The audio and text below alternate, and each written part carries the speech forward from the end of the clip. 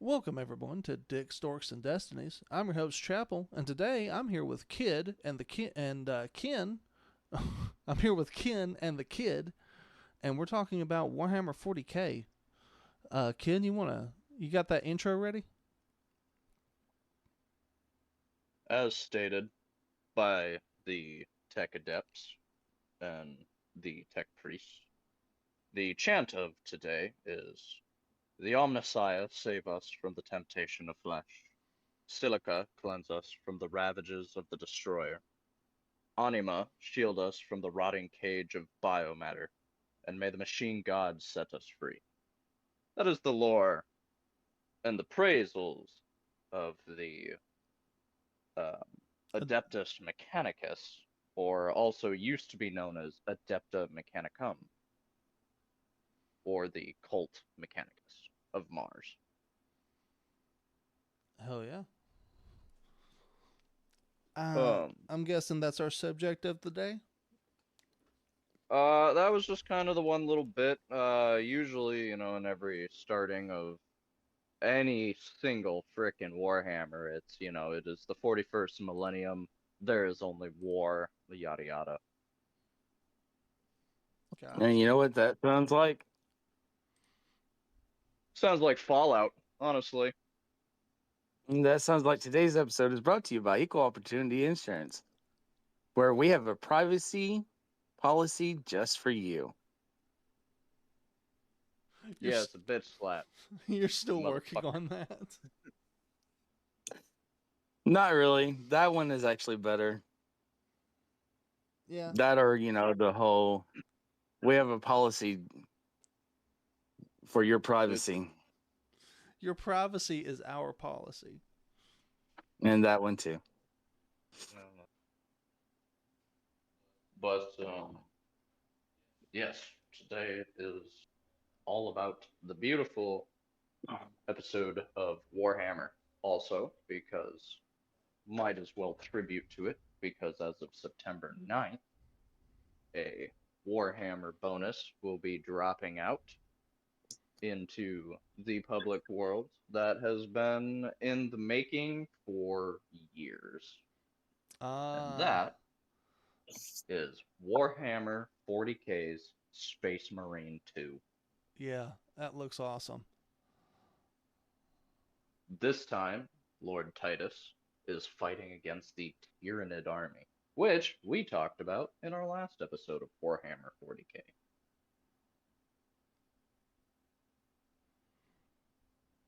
Yeah. So, today, which faction would we enjoy talking about? Well, we could talk about the Adeptus Mechanicus. I was also at some point wanting to talk about the Necrons because they are definitely one of my more favorite groups. Okay, well, I have more loric knowledge on the Necron army than I do of the Adepta Mechanicum. So let's just start out with the Necrons. Let's predate and go back to the beginning of Warhammer, which is the Necron army. It's the used to be known as the Necronites. Okay.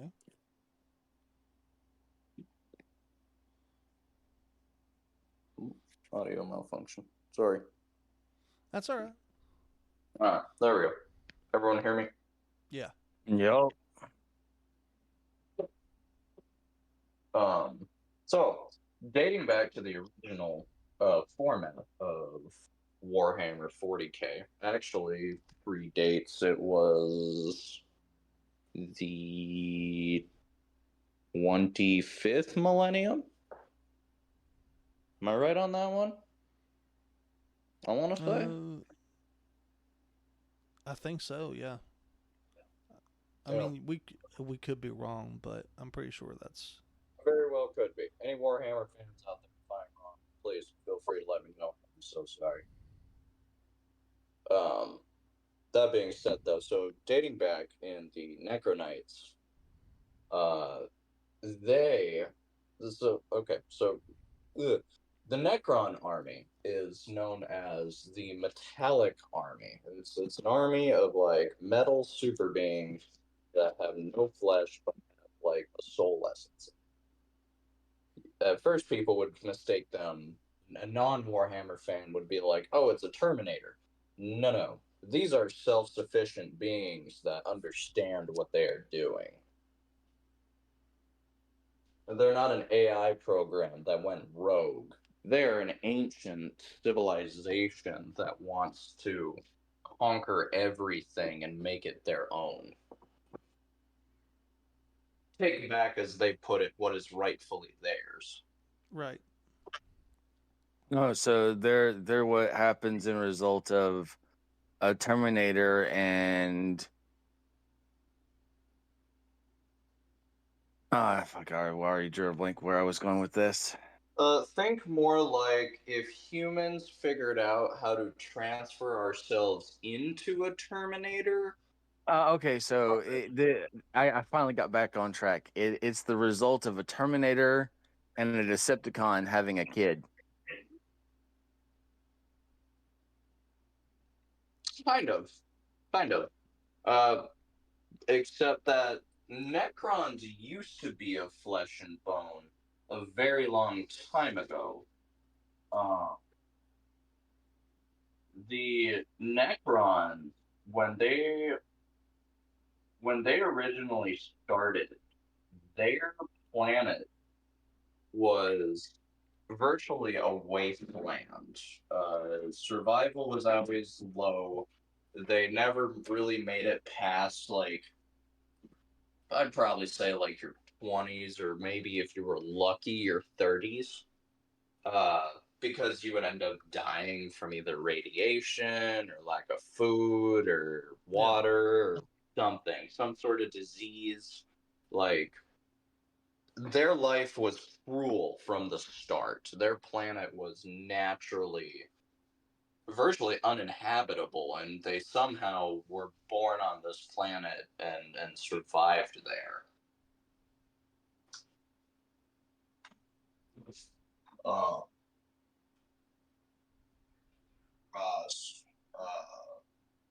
Running across something known as the Star Gods. When they finally learned space travel. So they ran across these Star Gods and some other ancient beings, known as like the Immortals. They were immortal. They lived for hundreds of thousands of years. They were known as the creators. Like, they created things. But what they didn't know is that they were also in a war with the Star Gods. Well, these Necrons had asked for and begged to learn the tricks of immortality, just because they were tired of dying. Mm-hmm. They were tired of all of their family dying all the time. They hated the vicious cycle. Well, these original beings, these greater beings that we'll call the Immortals, they said no. They're like, nope, that is our secret. You cannot have it. So they're tucking tail, turning back, defeated that, they had made all these achievements to finally leave and go, and then they come across the Star Gods. And when they told the Star Gods what happened, the Star Gods decided to use that in their favor. Because they were like, oh, you want immortality? I can give you that. You just have to do something for me. You have to fight for me. If you fight for me, I'll give you immortality. So they were like, well, sure, but what is there really to fight? They had no war, they had no nothing. Where the Necronites came from, there was nothing. It was just them. So they had no idea that these beings existed. So they said, sure. Well, as soon as the star gods arose from power, that's when the Necronites started being known as the Necron army. Because their bodies and their biometal ships that they had started getting altered. They started being turned into living metal, and their minds and their spirits were being sucked from them, and they were becoming virtually automatons. Mm-hmm. But there were a few of them, one of them being known as, which, Chapel, you would probably recognize, the Silent King. Yeah. The Silent King was one of the first Necronites and is one of the oldest of them. And what ended up happening was, after all this war and this bloodshed started happening, he had found a way to kind of set everything right for them. Because unfortunately, most of his kin, they became hive mind. Necrons were virtually hive mind, but at the same time, they could still free think if they were strong enough. The Silent King being one of them. He was able to connect to all of them, but he was still able to think on his own. He could still remember what he was before. So he did this. He sent all of his Necrons throughout all the space and built and erected these massive tombs underground. Like, these things were as big as cities, giant cities under the ground of the planet, and put all of his brethren and his sisters and his fathers and his mothers and everybody in these tombs and put them all in a stasis. Now, this is where Chapel gets the most excited. You fast forward all the way to the 41st millennium. You got space marines and Tyranids and all these other creatures. Now all these people are trying to colonize and take over these planets. Well, guess what they erect? They turn on the devices. And hence the Necron army comes out after all these years. The original pillars of the universe are now alive. Chapel can take it away from this point. Yeah. So after this, the Necrons pretty much go on a basically their own little crusade of extermination, because they see all of these other races as basically insects that have started infesting their planets. One of the things I really like about the Necrons is they really don't have a whole lot of interaction with the demons and the Chaos Gods from Warhammer 40k, because they don't use the warp to travel. They just do it the long way. They just start and eventually they get there. Yeah, right. Yeah, they're the only faction in the entirety of the 40k universe that does not use warp technology, because to the Necrons, warp technology is utterly useless. They think it's not pure, which in reality, it's not.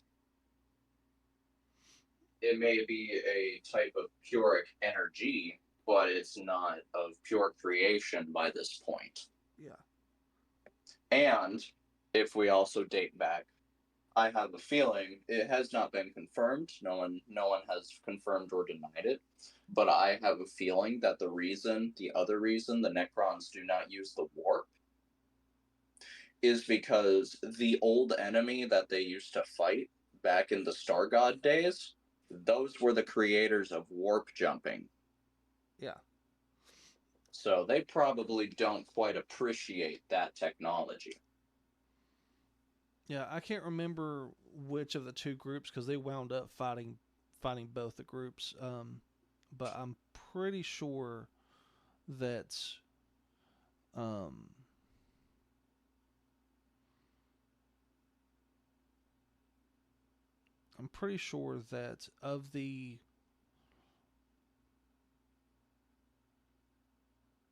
of the two sets of groups, the Star Gods and I don't remember what the other ones. I don't remember what the other ones' names were. But I think one of those groups were like chaos gods in themselves. No. Chaos gods didn't even exist until after the Dark Eldari. The Eldari created the chaos. Oh, right. Yeah, these two beings were their own ancient entities. Like, the star gods were the ones that created every single star. That was them. And then the other side were the ones that could warp by taking a single step through galaxies, just bolting right across with one step. That was their, like, whole shtick. Okay. Every time the one moved, it created nebulas, stuff like that, the warp. Every time the other moved, it created stars, light, fire, gas. Like, they were the creators. Gotcha. They were they were the recorded creators that the Necronites found. But yeah, no, the chaos themselves were created by the Eldari, which were the next. The Eldari were the only things next to the Necronites in oldest. Right. Because it was Necronite, then Eldari. Eldari were created to kill Necronites.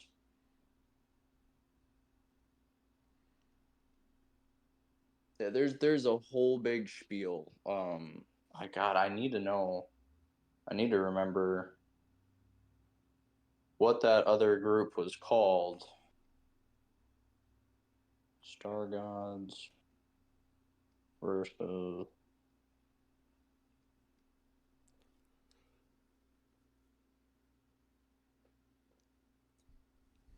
Oh, what was it?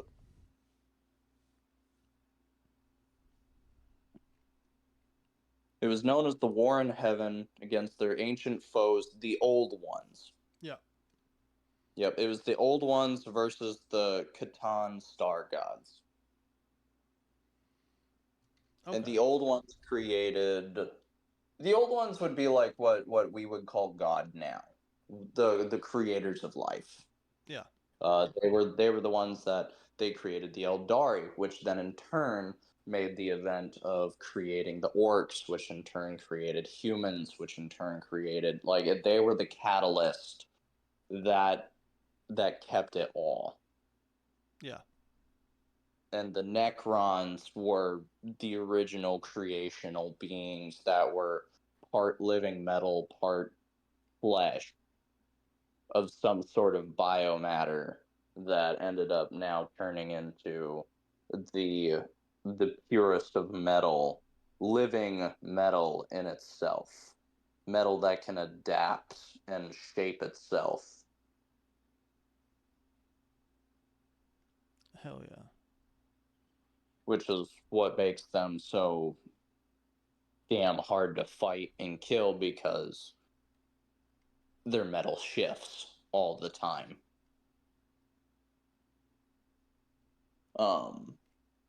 I would say probably one of the biggest.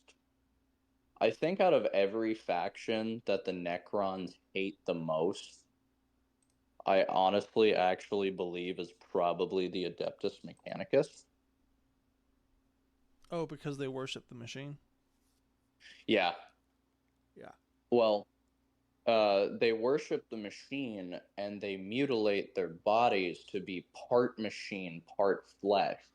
And there has been many a times where you have run across in loric histories and standpoints that any time an Adeptus Mechanicus runs into, especially a higher tiered like general of the Necrons, they're met with the most spiteful responses all the time, which is just, you claim to worship the machine, but yet you look at me like I am your enemy because I am pure and you are imperfection in itself. You're a mockery of both living flesh and machine. You do not deserve to live. Yeah.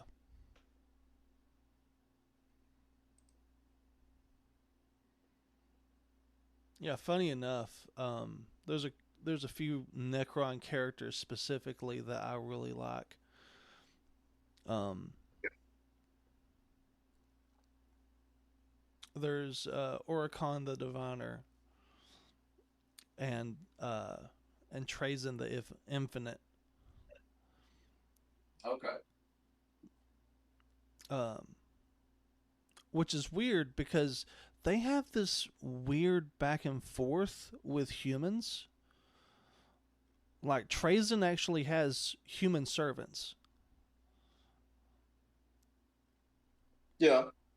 And they don't treat those servants like they're chaff. They actually have respect for them and they conversate with them. Well, see, the other thing is too, like I said, you gotta remember some Necrons have more in a matter of saying their humanity than other ones. De- it depends on the Necrons. Some Necrons still have an essence remembrance of what they were before they became a killing machine. Yeah. So there's always the chance that one of your favorite guys, the ones that don't treat the humans like chaff, they were kinder in spirit before then. Granted, they're still a Necron, and you cross them, they're gonna fucking kill you. Yeah. But that being said, as long as you obey your creator or your ruler, why are they gonna mistreat you? Well, that can't be said for like say Eldari. Eldari just they're very similar to humans in the aspect that they're just like you're not an Eldari. We're just gonna kill you. And now, which are you talking? Are you talking the regular Eldari or the Dark Eldari? Because the regular Eldari, the Light Eldari, Mm-hmm. still have peace treaties with humans and create bastions and sanctuaries for them. Hmm. You got to remember, they're not all evil. It's some of them did figure out what they were doing was wrong before it was too late, but it was still too late Yeah. because the chaos grew. Uh you gotta remember the Eldari are known as the creators. They can create anything they want just by thinking it. Yeah. The Light Eldari were the ones that created humanity. They created them. They were like, nope, we need to make these happen to hopefully try to correct the wrongs we did. Granted, it's super rare to find a Light Eldari because they have all the remaining survivors have barricaded themselves in their specific worlds that they created that are locked from everything. Yeah. There is no entrance. I don't know. I definitely want to read up on this because, from what I understand and what I've read up on recently, Trazen specifically is like, hey, let's go restore Cadia for the humans. And I'm like, okay, that's different. That's not exactly what I knew the Necrons to be like going for there, but okay. Yeah, that's an interesting subject. I'd have to do more research on that. Where does that date in the 40K universe? Which millennia? I think that's current. Ooh. Yeah, because so the Infinite and the Divine is the book where Trazen and Oricon are kind of the rivals. And then the one that happens in is in Bleeding Stars. Let me see here. Where does Bleeding Stars take place in the...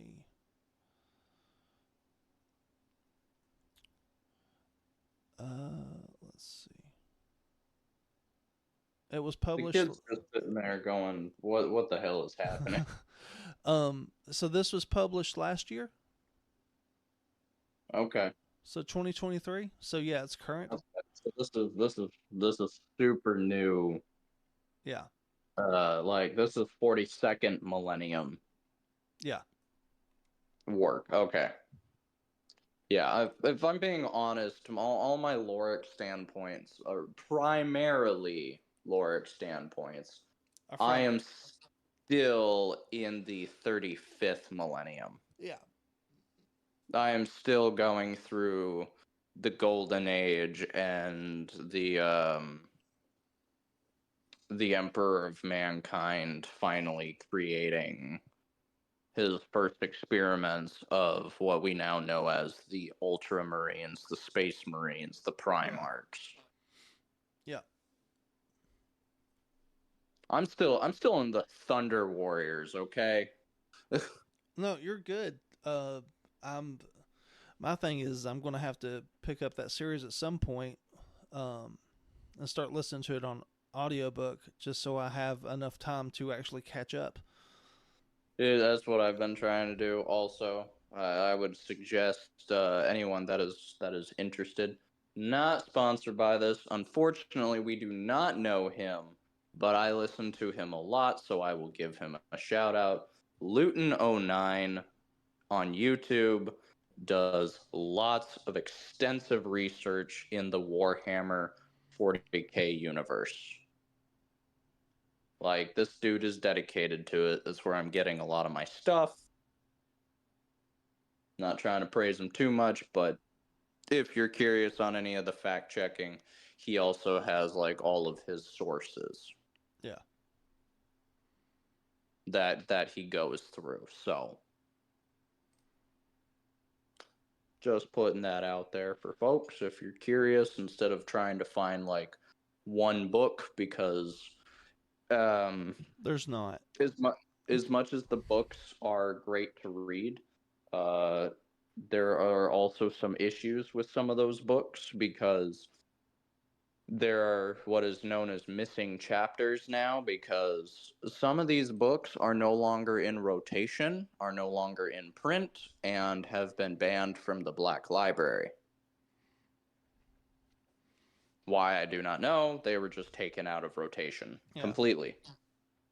Which kind of irritates me, because I'm trying to make the collection. I'm trying to build my collection of the Black Library, but I keep finding out there are more and more books that I am looking for of versions that do not exist anymore. That's why eBay and used books exists. Yeah, I know, but you know how hard it is for a collector to give up something like that without a good chunk of money. Yeah. I have come to notice there are some major differences between first edition and second edition of particular books. Well, and the funny thing about it is that so Games Workshop, who owns the Warhammer 40K like franchise, they have this thing with the lore where it's like, oh, there's so much going on that anything anyone could say at any time could just be a lie or made up or just wrong. So it could be wrong. It could be canon. It could. Yeah, it's very wishy-washy sometimes. yeah. So that's why I had thrown out Luton 09, because he doesn't just follow like what the books say in Games Workshop. Like he's going through every single source about one subject, going and reading all of it, finding the differences, finding what correlates, what was just absolute bullshit, and then he has to speculate based on some of that information. Like, Yeah. another subject that we'll have to get into in the future is what is known as the Titans of Warhammer. They hold more mystery than any of the factions. Yeah. Still, it's the 42nd millennium, and we still don't have a correct answer as to how Titans work. Yeah. Because there is a big gap in any of the books or anything lore-wise from Warhammer about why the Adeptus Mechanicus don't seem to know how Titans were made when they were the creators of the Titan. You see what I'm saying? Yeah. How do you not know? Yeah. Like, you can maintain them, but yet you can't build them from scratch. Why? What did you do to make it so? Right. Some books will say, well, it's because of their religious belief of the Omnissiah and the Machine God. Other books will say, oh, it was lost in time when Mars fell. Right, but both don't make sense because these are beings that were created. Right. Not to mention we have there is a specific Titan, I do not remember its name, but there was a specific Titan that is still alive from the golden age of mankind. Yeah. And it's not fully corrupted, but it doesn't remember. It can't remember how it was built or when it was created. It just remembers seeing the golden cities before the Emperor. So there's no like standpoint, and it bugs me so much. Yeah. And I think it bugs any true Warhammer lore collector or a true fan. And we're all just sitting here going, are you fucking kidding me? It's the great enigma of which came first, the chicken or the egg, and it drives me insane.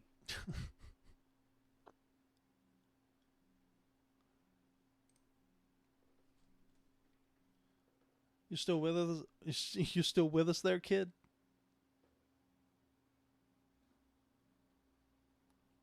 I think we lost kid.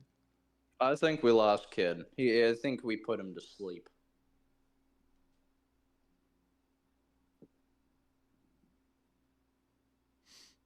Well, that's okay. So,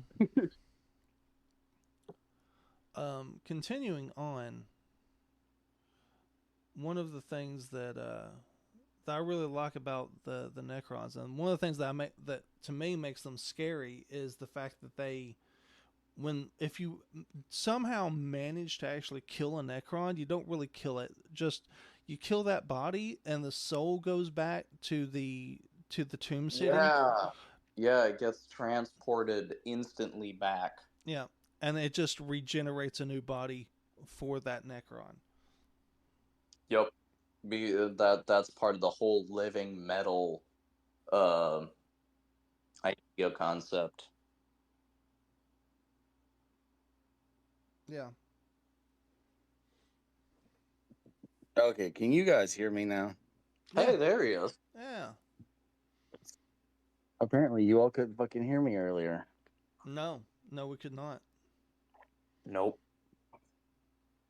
Oh, well, what I was talking about is, you all didn't lose me. I've just been reading over shit about the Necrons and discovered that all the pictures of them, they look like a Terminator.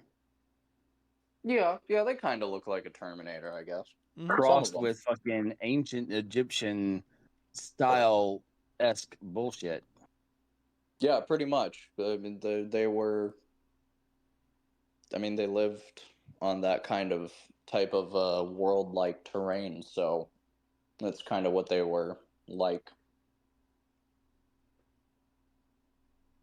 And one of their, I don't know,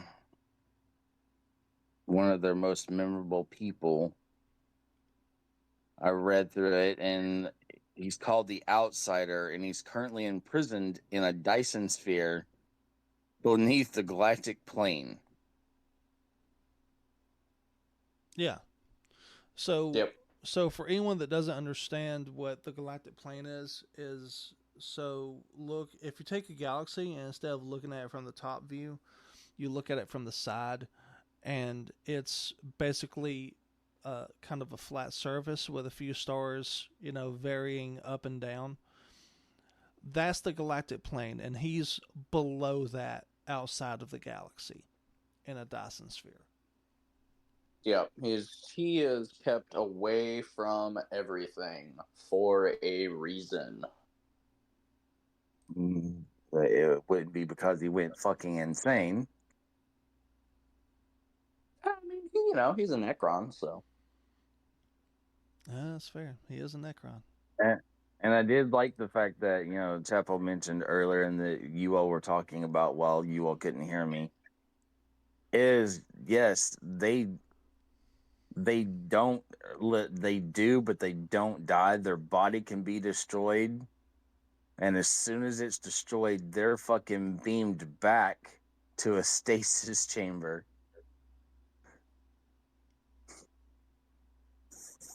Yeah. And slapped into another fucking body. Yep. Yeah, they're known as the Immortals for a reason.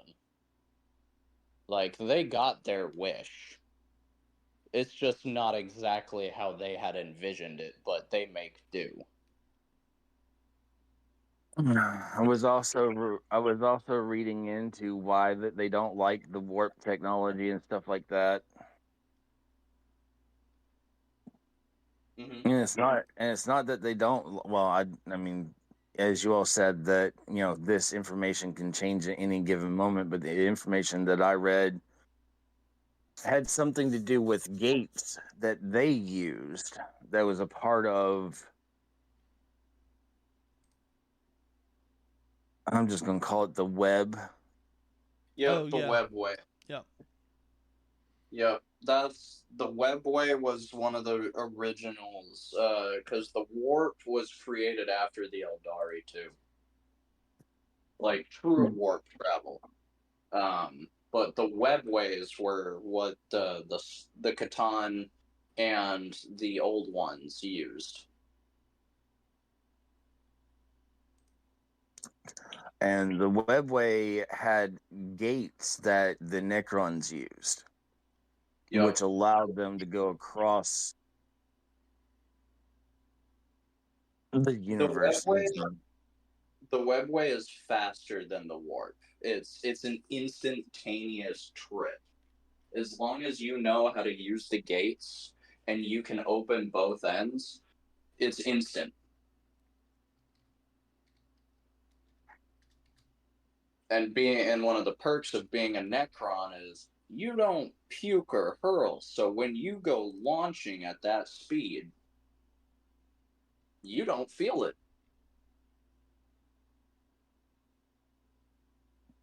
But the other faction that you just mentioned destroyed an assload of gates that the Necrons used, so they can't travel that way anymore because they're cut off from the webway. Yeah, are we talking about the Adeptus Mechanicus? No, the Eldari.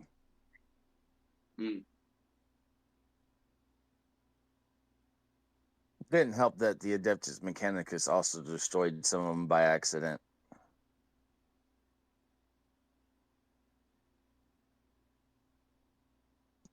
Yeah.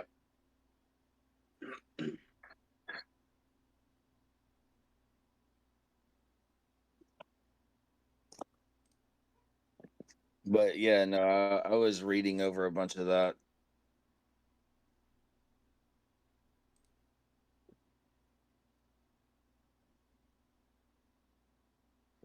It's a lot of information too.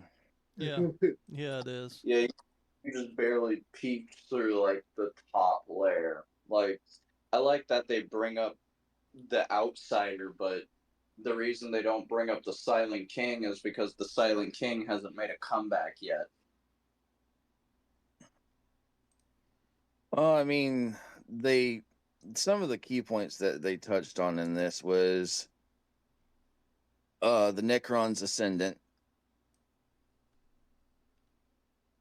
Then, the War in Heaven. It was Dolem Gates is what they used. Yep. Then it talked about the Necron's Great Sleep. Oh, let's see. Here we go. Yep, that took place after the War in Heaven.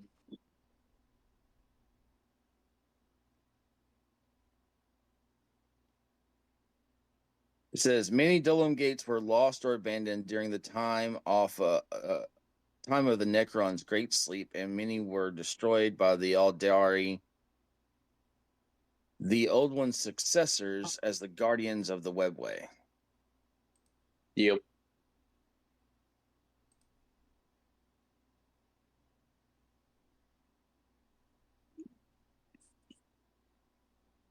Yep.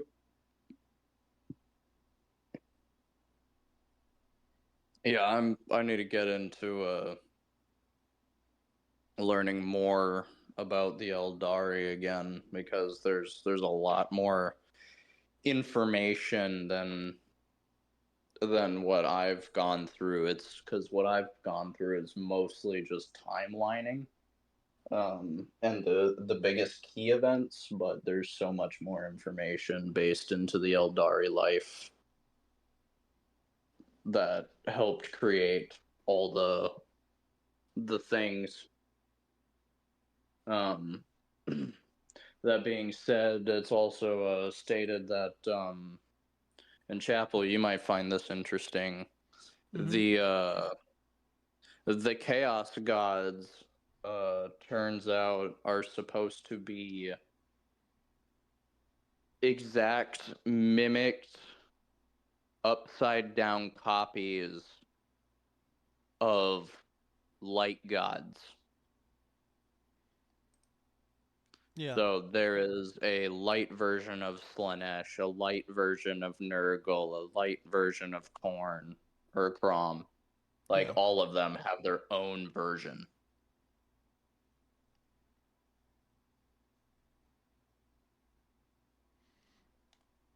At least that's one of the big theories.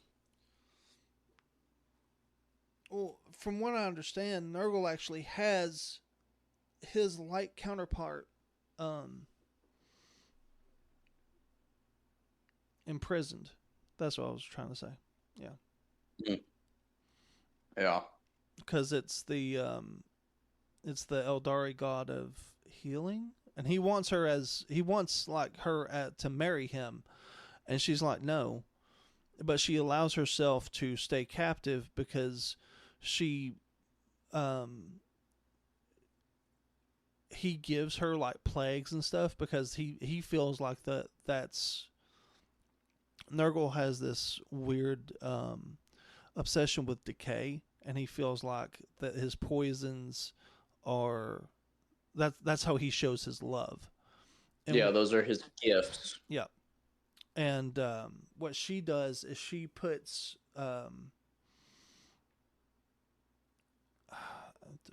I want to say rejuvenation, but it's not rejuvenation or regeneration. It's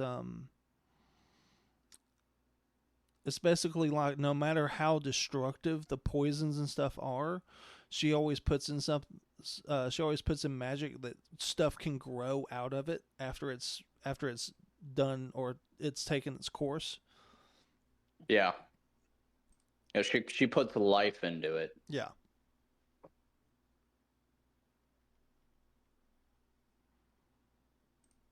Yeah, it's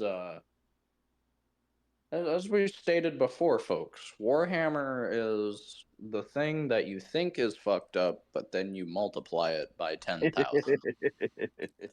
And then and at first you think, oh, this is super simplistic and just how everything is just at war and murdering each other, and it's not.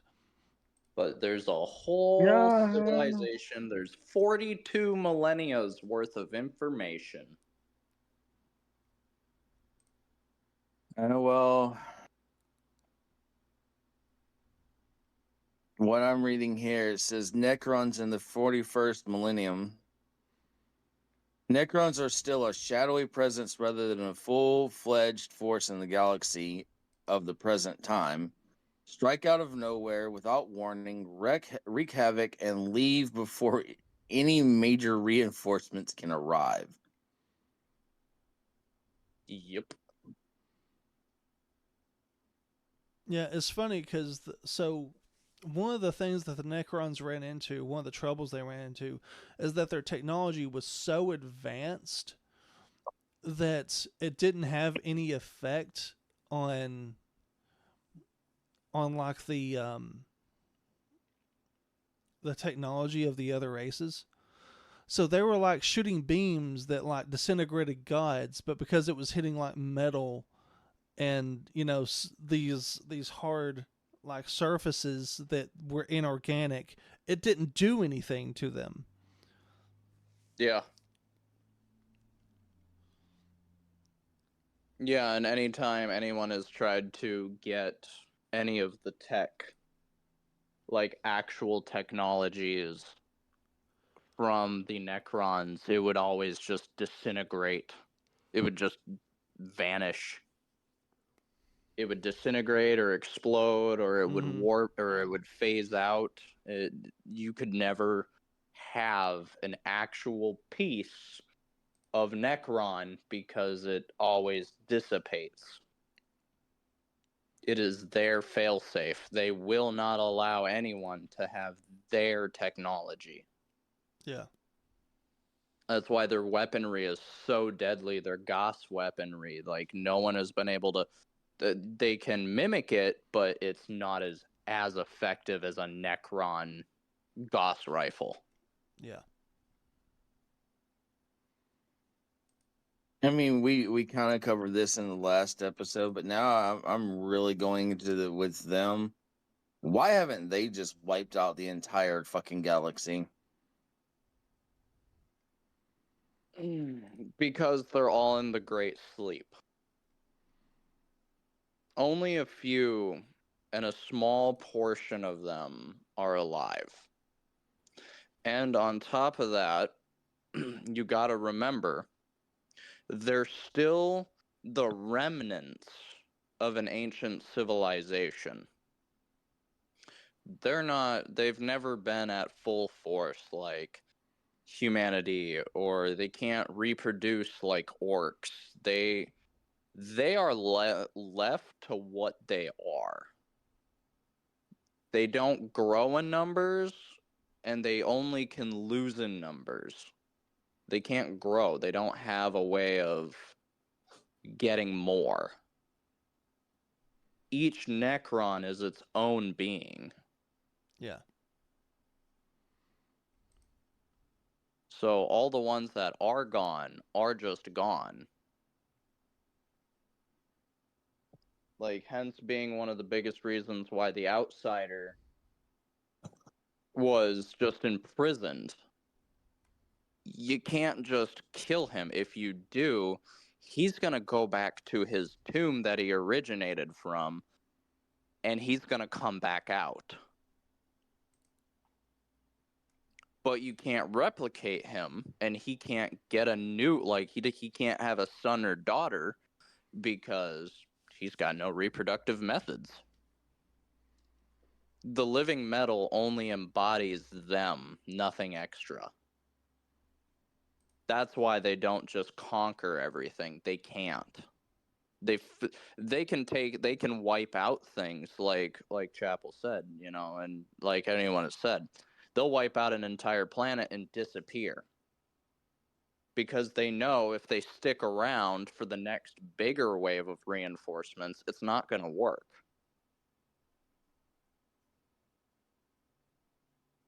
Every faction is truly stuck at a stalemate with each other. There's no way to just wipe it out. You can throw all of your best aces in the hole. Every faction can do that. It's gonna stalemate. They're all equally as powerful and all equally as weak against each other. That's the messed up thing that the creators of Warhammer thought of. They were like, nope, we're going to make it so advanced that all of these wars are happening and you're not going to know why it all can't end. And then we're going to tell you because good luck.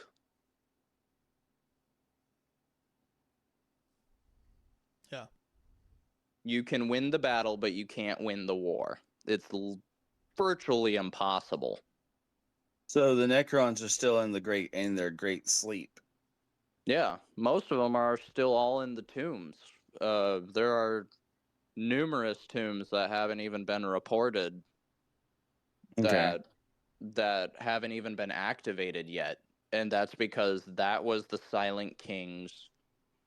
That was his last thing he could think of to do for his people, for his failure, and doing what he did to all of them. Well, that makes sense with this passage then. It says, for the Necrons, defeats are minor inconveniences, the preludes to future triumphs, nothing more. Immortality has brought patience. The perils that Necrons survived in ancient times carry the lessons their people can overcome any opposition if they have but the will to try. And if the Necrons possess only a single trait, it is a will as unbending as adamantium. Only one hope can now preserve the other intelligent species of the galaxy from the Necrons' advance.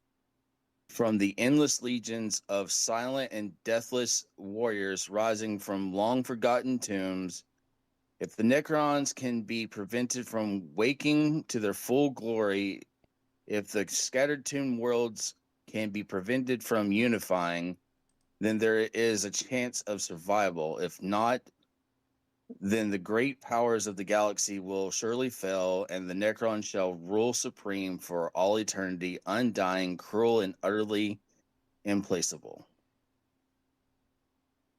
Yep. Yeah. That is literally the whole loric standpoint of a Necron army, an actual army of the Necrons. So more along the lines is everyone else's goal is to hunt down and kill any Necrons that are awake, minus a select few. Yep. Most way, all the goals are to put the Necrons back where they came from and hope to God they don't come back out. Yeah.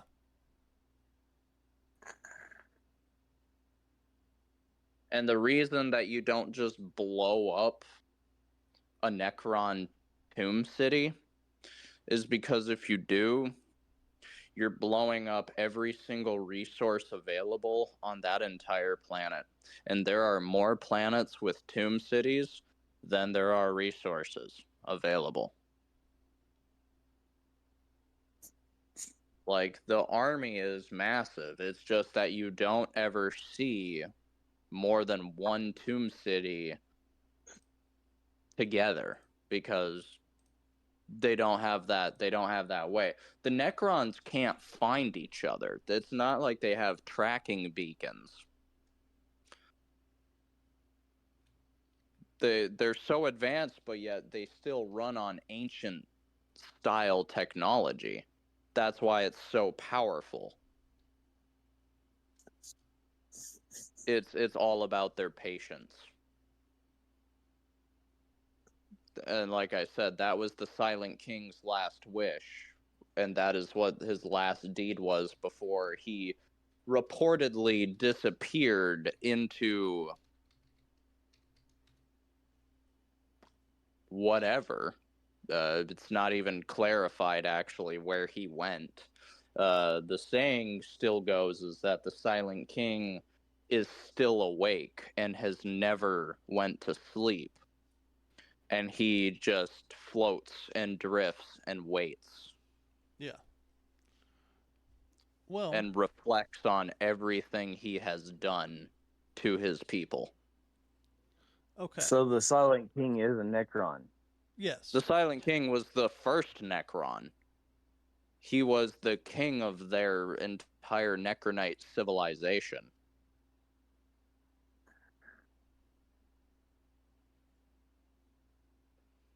Okay. So, I think we're going to have to do a part 2 to this because holy crap, there's a lot. But before we go, I got something that I want to share.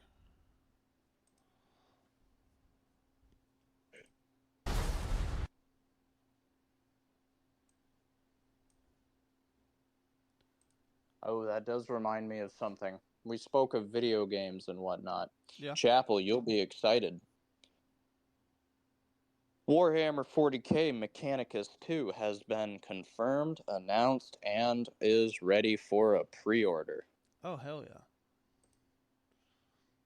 All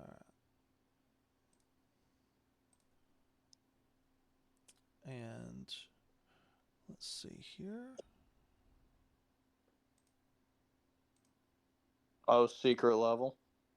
Yeah. Have you guys seen the preview to that? It caught my interest because I remember seeing 3 Space Marines with chainswords. Yep. Yeah, I saw this and I was like, I gotta share it. I gotta put it on the podcast. I gotta share this with you guys.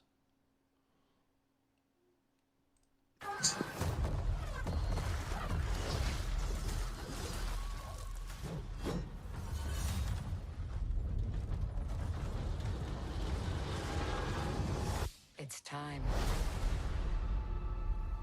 This world has waited for your arrival.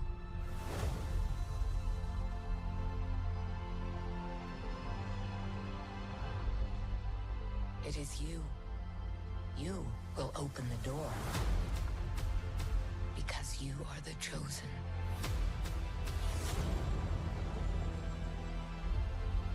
All those moments.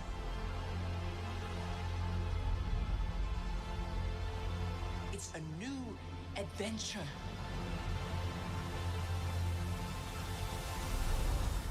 Just for you.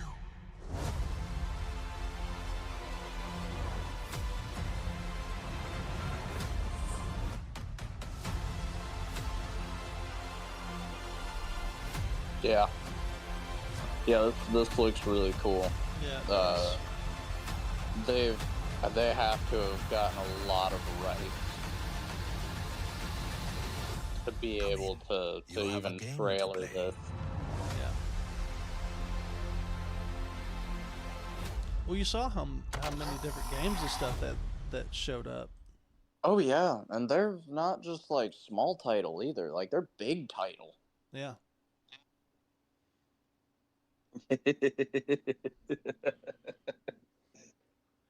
That just reminds me of a video that I seen a while back.